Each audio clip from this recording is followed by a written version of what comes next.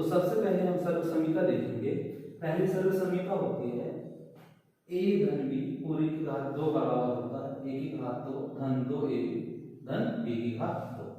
इसी प्रकार माइनस वाली a माइनस b पूरी की घात 2 बराबर होता है a की घात 2 माइनस 2ab धन b की घात 2।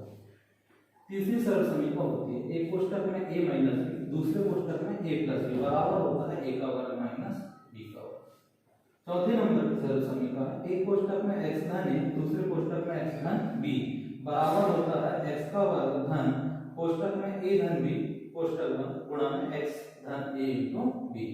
इसके बाद पांचवें नंबर की सर्व समीका होती है a धन b पूरी की घात 3 बराबर a की घात 3 धन b की घात 3 धन 3ab कोष्ठक में a धन b। और छठवें नंबर की सर्व समीका है a माइनस b पूरे की घात 3 बराबर a की घात 3 माइनस b की घात 3 माइनस 3ab कोष्ठक में a माइनस b। ये अभी हमने देखा सर्व समीका है।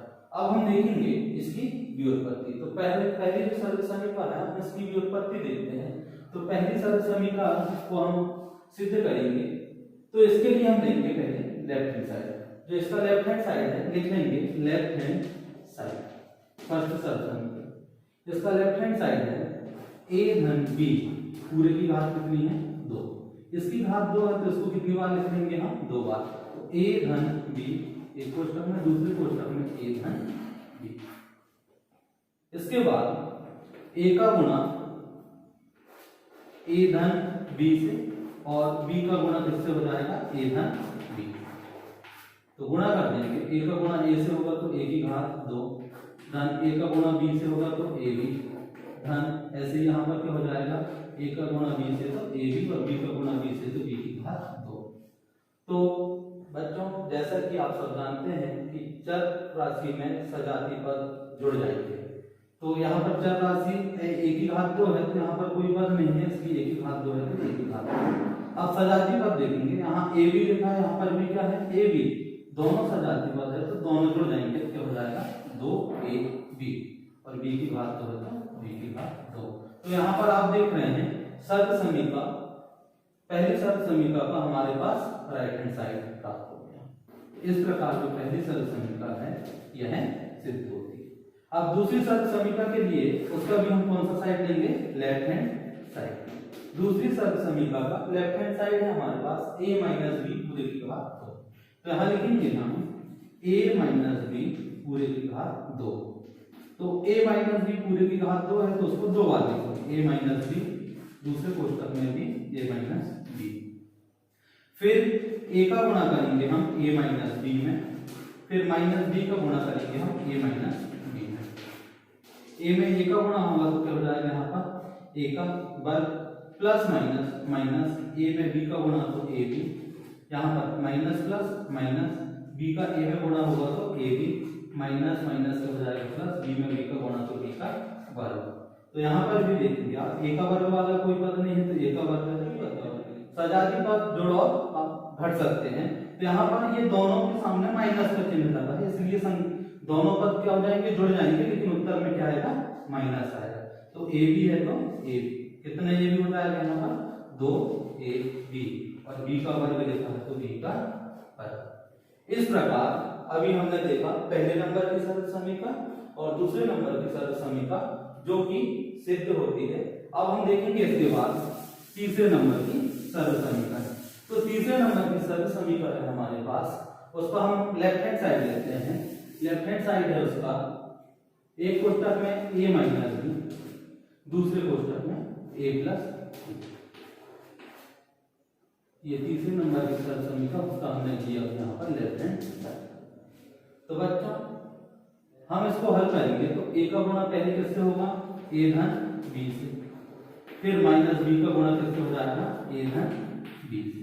गुणा कर देते हैं बच्चों a का गुणा a में करेंगे क्या हो जाएगा यहाँ पर a का वर्ग b में करेंगे तो a b फिर minus plus minus a b और ये प्लस क्या हो जाएगा b का वर्ग सॉरी माइनस प्लस क्या यहाँ पर क्या हो जाएगा माइनस।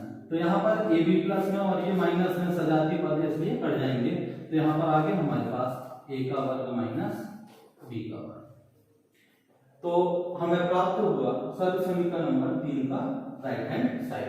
अब हम चौथी सर्व समीकरण देखेंगे, उसका हम लेंगे लेफ्ट हैंड साइड।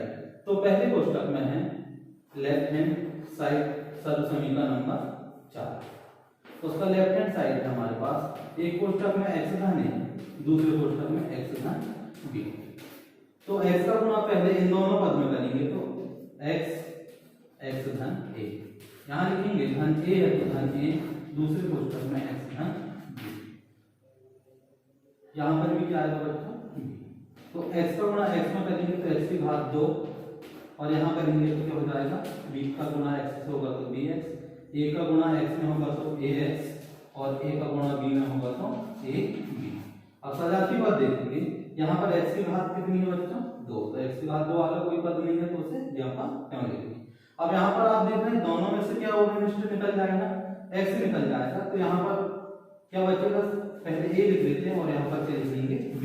दोनों में से क्या ओवरनिष्ठ लिखी हमने x, तो यहाँ पर क्या बच रही है a b।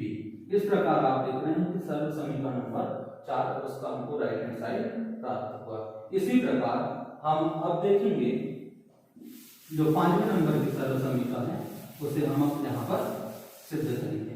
तो 5वीं सर्व समीकरण है उसका हम लेते हैं left hand side. Left hand side है बच्चों हमारे पास a धन b पूरे की घात 3। तो यहाँ a धन b पूरे की घात 3 है, तो हम इसे लिख सकते हैं एक कोष्टक में a धन b, दूसरे कोष्टक में a धन b पूरे की घात 2। यहाँ पर घात 1, यहाँ पर घात 2, घात कितनी हो जाएगी 3, तो हमने इसको लिख लिया। अब हम इसमें विस्तार कर सकते हैं, तो a धन b तो a धन b।